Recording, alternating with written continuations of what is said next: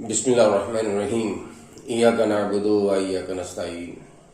अच्छा, आज हम बायोलॉजी का फर्स्ट ईयर बायोलॉजी का पहला चैप्टर जो है स्टार्ट करने को बेटे जा रहे हैं, इंट्रोडक्शन टू बायोलॉजी। ठीक है, तो अल्लाह ताला आपको हिम्मत दे, आपको कामयाबियां दे। मैं हमेशा कहता हूं कि बेटे most important question, how to study a science. सबसे इंपॉर्टेंट चीज ये होती है कि साइंस को स्टडी कैसे किया जाए। इसको बिल्कुल रट्टा नहीं लगाते बेटे, इसको समझ के पढ़ते हैं।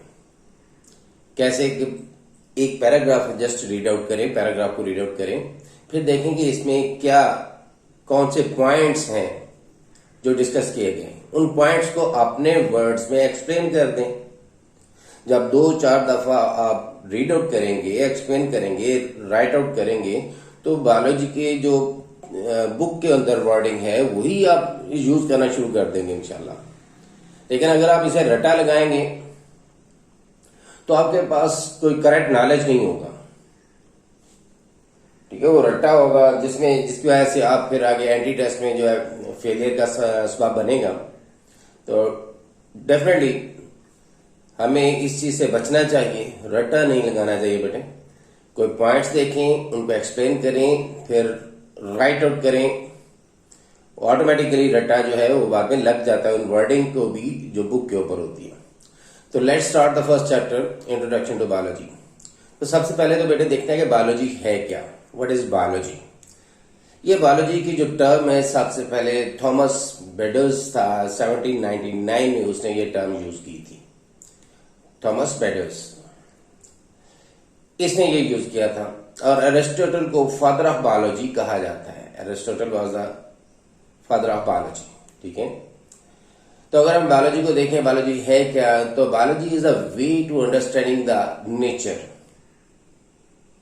ये नेचर को स्टडी करने का जो नॉलेज है, जो तरीका है, उसको हम बायोलॉजी बोला जाते हैं। तो बायोलॉजी क्या है? It is a way to understanding the nature. Okay, या हम ये भी कह सकते हैं biology is the study of living things and non living things that effect the living things. कि लिविंग थिंग्स की स्टडी और उन चीजों की स्टडी जो हमारे इफेक्ट करती हैं लिविंग थिंग्स को। मतलब क्या इफेक्ट है उनका, पॉजिटिव इफेक्ट है, नेगेटिव इम्पैक्ट है, क्या इम्पैक्ट क्या है उनके ऊपर। मसलन टेम्परेचर का लिविंग थिंग्स के ऊपर क्या इम्पैक्ट है। टेम्परेचर ज्यादा हो तो क्या इफेक्ट करता है, टेम्परेचर कम हो तो क्या इफेक्ट होता है। तो हम कह सकते हैं biology the study of living things and non living things that effect the living things. ठीक है, यहां जो ट्रेडिशनल डेफिनेशन है हम उसे भी बोल सकते हैं कि बायोलॉजी क्या है। ये 2 ग्रीक वर्ड्स का कॉम्बिनेशन है। It's a combination of 2 Greek words, BIOS and logos. Bios means बेटे लाइफ। बायोस का मतलब क्या होता है? लाइफ। और लोगास का मतलब होता है स्टडी, मुतालिया करना, थॉट्स, ख्यालात, लॉजिक्स, दलाइल से रीजनिंग। तो ये सारे लोगास का मतलब हम कह सकते हैं study about life. Study of life is known as biology. Thoughts about life is known as biology.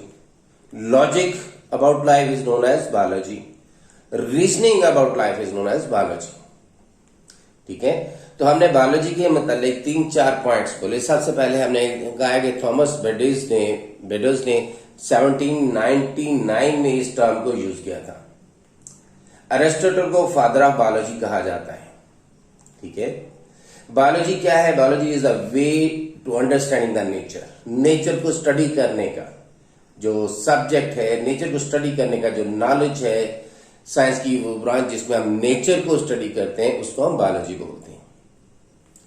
या हम ये भी कह सकते हैं biology is the study of living things and non living things that effect the living things.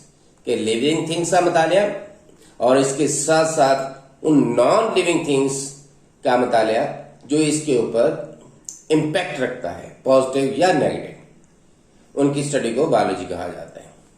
तो biology is the combination of 2 Greek words. Biology 2 Greek words का combination है, bios and logos. Bios means life, logos means study. तो study about life, the study of life is known as biology. अब यहां biology जो जो है is unable to define the life. Life cannot be defined. Life just recognized by its characteristics. Life को just recognize किया जा सकता है इसकी खुसूसियात की बुनियाद पे बेटे. हम इसे डिफाइन नहीं कर सकते हैं कि लाइफ कैसे पैदा हुई, लाइफ का मार्ज़ वजूद में कैसे आई, कब आई, क्यों आई. ये बायोलॉजिस्ट का काम नहीं है. बायोलॉजिस्ट का काम जस्ट उस चीज को स्टडी करना है कि लिविंग थिंग्स वर्किंग कैसे कर रही हैं. Biologist study the working of the living things. ठीक है, हम इसे डिफाइन नहीं कर सकते. What is life. लाइफ को कि ये कैसे और क्यों मार्ज़ वजूद में आई, ये फिलोसोफर और थियोलॉजिस्ट का काम है. थियोलॉजिस्ट किसे बोलते हैं कि वो शख्सियात जो कि उन क्वेश्चंस को आंसर करती हैं जो गॉड और रिलीजन से कंसर्निंग क्वेश्चंस होते हैं, उनका हम थियोलॉजिस्ट बोलते हैं. ये उनका काम है, बायोलॉजिस्ट का काम नहीं है. ठीक है, तो life can not be defined. Life can be recognized by its characteristics. Clear हो गया बेटे. अब हम देखते हैं कि what are the characteristics of life जिनकी बुनियाद पे हम इसे रिकॉग्नाइज कर सकते हैं. तो ये जो कैरेक्टरिस्टिक्स ऑफ लाइफ है ये शॉर्ट क्वेश्चन में भी पूछा जा सकता है. Write down the characteristics of the life. बल्कि एक दो दफा लॉन्ग क्वेश्चन में भी ये पूछा गया है. ठीक है, तो what are the characteristics of life. तो बायोलॉजिस्ट के लिए लाइफ एक कैरेक्टरिस्टिक्स का मजमुआ है जिसकी बुनियाद पे वो लिविंग थिंग्स को और नॉन लिविंग थिंग्स को रिकॉग्नाइज करता है. तो life for biologist is a set of characteristics that distinguish the living and non living things. ठीक है, तो बायोलॉजिस्ट के करीब लाइफ का एक उन खुसूसियात का मजमुआ है, उन कैरेक्टरिस्टिक्स का मजमुआ है जिनकी बुनियाद पे वो लिविंग और नॉन लिविंग थिंग के दरमियान तमीज कर सकता है. वो खुसूसियात क्या हैं. लिविंग थिंग्स आर, ये जो जिंदा चीजें होती हैं, लिविंग थिंग्स होती हैं, ये पहली बात ये हाईली ऑर्गेनाइज होती है, बड़ी मुनज़्ज़म होती हैं. दूसरा पॉइंट है living things are complex entity. They are highly complex. ये बहुत कॉम्प्लेक्स. इवन सिंगल सेल जो है अभी तक कंप्लीट स्टडी नहीं हो सका, तो कंप्लीट ऑर्गेनिज्म को स्टडी करना तो अभी बहुत दूर की बात है. They are very complex. Third point है बेटे, they are composed of one or more sales. ये यूनिसेलुलर भी हो सकते हैं और मल्टी सेलुलर भी हो सकते हैं.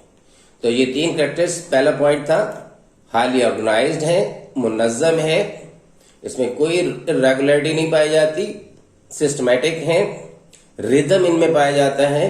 कोई अगर इरेगुलरिटी आ जाए तो उसे हम डिजीज बोलते हैं और उसका फौरन ट्रीटमेंट स्टार्ट कर दिया जाता है. तो living things are highly organized, complex entity. They are complex entity. ये वेरी कॉम्प्लेक्स है, compose of one or more cells. ठीक है. फोर्थ है living things contain the genetic programme.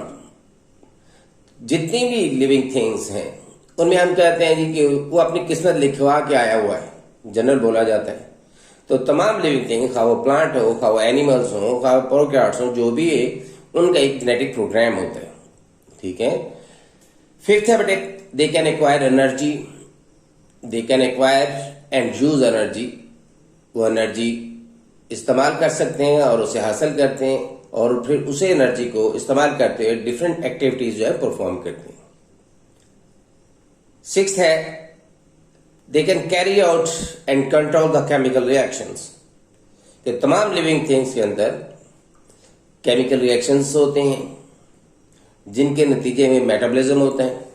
ठीक है. और वो साइज में ग्रो करते हैं. They can grow in size and maintain the internal environment in a narrow range. कि हमारे लिविंग ऑर्गेनिज्म के अंदर इंटरनल इन्वायरमेंट जो है वो एक नैरो रेंज में उनको मेंटेन रखता है. अगर आपका टेम्परेचर है, शुगर है, तमाम इंटरनल कंडीशन जो है वो कांस्टेंट नहीं बल्कि एक नैरो रेंज होती है. जैसा कॉमन एग्जांपल है कि आपका ब्लड प्रेशर जो है वो 80 to 120 नॉर्मल कंसिडर किया जाता है. ठीक है. इसके दौरान जो रहेगा, इस रेंज में रहेगा तो हम कहते हैं ब्लड प्रेशर नॉर्मल है. बियॉन्ड दीज लिमिट्स एबनॉर्मेलिटीज आ जाती हैं। ठीक है, नेक्स्ट पॉइंट है लिविंग थिंग्स कैन रिप्रोड्यूस कर सकते हैं, इनकी ऑफस्प्रिंग प्रोड्यूस कर सकते हैं, आइडेंटिकल ऑफस्प्रिंग प्रोड्यूस कर सकते हैं जो अपने पेरेंट जैसी होती हैं। They can respond to their environment, वो अपने इन्वायरमेंट को रिस्पॉन्ड करते हैं। तो these are the different characteristics जिनकी बुनियाद पे हम कह सकते हैं if any object would have these characteristics would be declared as a living. If the object don't have these characteristics, अगर कोई भी ऑब्जेक्ट जो है ये कैरेक्टरिस्टिक्स उसमें नहीं पाई जाती तो हम कहेंगे इट्स अ नॉन लिविंग। ठीक है, तो इन खुसूसियात की बुनियाद पे हम रिकॉग्नाइज कर सकते हैं लाइफ को, लेकिन लाइफ को डिफाइन नहीं कर सकते। ठीक है, तो आज का जस्ट इतना छोटा सा लेक्चर है, इसमें पॉइंट्स आप देखें, आपने जस्ट ये देखना है कि इसमें हमने पढ़ा क्या है। बोर्ड को देखें, इसे रीराइट करें और अपने वर्ड्स में लिखें। ठीक है, सपोज हमने कहा था कि बायोलॉजी के पहला पॉइंट हमने कहा था ये इसको अगर इंग्लिश में ट्रांसलेट करना शुरू कर दें तो कौन सा मुश्किल है बेटे। क्या हम कहते हैं the term biology first used by the Thomas Beddoes 1799 में। Biology is a way of understanding the nature, ये सेंटेंस आप इजीली आप रीराइट कर सकते हो। Aristotle was named as the father of biology. तो इसे अपने वर्ड्स में खुद लिखें। ठीक है, पहले जो व्हाइट बोर्ड होता है, जो बोर्ड लिखा हुआ है, इसको आप रीराइट करें, इन पॉइंट्स को अपने वर्ड्स में, उर्दू में, जो भी आपकी लैंग्वेज है, उर्दू है, पश्तो है, पंजाबी है, जो भी है, इंग्लिश में डायरेक्ट इसे याद करने की कोशिश मत करो। ठीक है, अल्लाह ताला आपकी मदद फरमाए, आपका हामी व नासिर हो। आपने आज जो क्लास स्टार्ट की है, जो हम करने जा रहे हैं, जो हमारे मकसद में हमें कामयाब करें, ये इस चैनल को बेटे सब्सक्राइब करें, बेल आइकन का बटन जो है प्रेस करें, लाइक करें, ताकि आपको ये कंटिन्यूस लेक्चर जो है आपको मिलते रहे, कंटिन्यूसली लेक्चर जो है आपको मिलते रहे। ठीक है, thank you very much, Allah Hafiz.